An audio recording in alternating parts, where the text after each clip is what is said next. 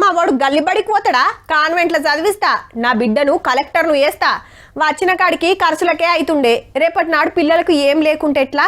ఇగో ఊరవతల ఓ ఎకరం కొన్నా, రేపు మన చింటుగానికి అక్కడికి వస్తుంది. పట్నంలో ఫ్లాట్ తీసుకున్నాం కదా, కట్నం కింద బిడ్డకు రాసిస్తే అయిపోయే. ఇగో గిట్లనే ఆలోచన చేస్తుంటారు అమ్మ నాయనలు. ఇంతో అంతో పిల్లలకు సంపాదించిస్తే వాళ్ళకు ఓ ఆదరు ఉంటుందని ఆపోచన. ఈడికి మంచిగానే ఉన్నది కానీ అవయ్యలను చూడని కొడుకులు బిడ్డలు మంచిగినాలకి ముచ్చట. వాళ్ళకి చేతగాడినాడు తిండి పెట్టకుంటే ఆస్తిలో ఏ కణ కూడా రాదు. మళ్ళా ఒకవేళ ముందే మీ పేరు మీద చేసుకున్నా మొత్తం పెద్ద మనుషులకే వాపసు పోతది. కుద్దు దేశం పెద్ద కోటే ఓ కేసులో తీర్పు ఇచ్చింది. ఆస్తి తీసుకున్న కొడుకు కాంతలేడని మధ్యప్రదేశ్ లో పెద్దమ్మ సుప్రీంకోర్టుకు పోతే కొడుకు రాసిచ్చిన భూమి మళ్ళా తల్లి పేరు మీదనే పట్టా చేపించిండ్రు. 7 ఏళ్ల కిందనే ఈ చట్టం వచ్చింది కానీ చాలా మందికి తెలియదు. వాళ్ళు తలుచుకుంటే రాసిచ్చిన భూములు మొత్తం వెనుకకు తీసుకోవచ్చు.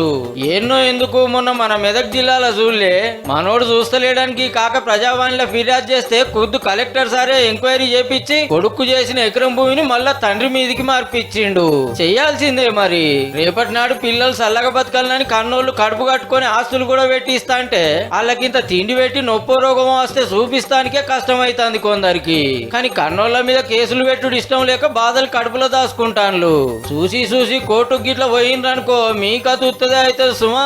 అయ్యవలకు సుదే చెప్తున్నాం. ఓ కొడుకులు బిడ్డలు మనవలు మనవరాళ్ళని ఉన్న కాడి కూర్చి వాళ్ళకే పెట్టకుండా మీ పేరు మీద కూడా ఇంత ఉంచుకోర్రి. మీకు శాత కాకుండా ఇన్నాడు అదే మీకు ఆదరువు అవుతుంది.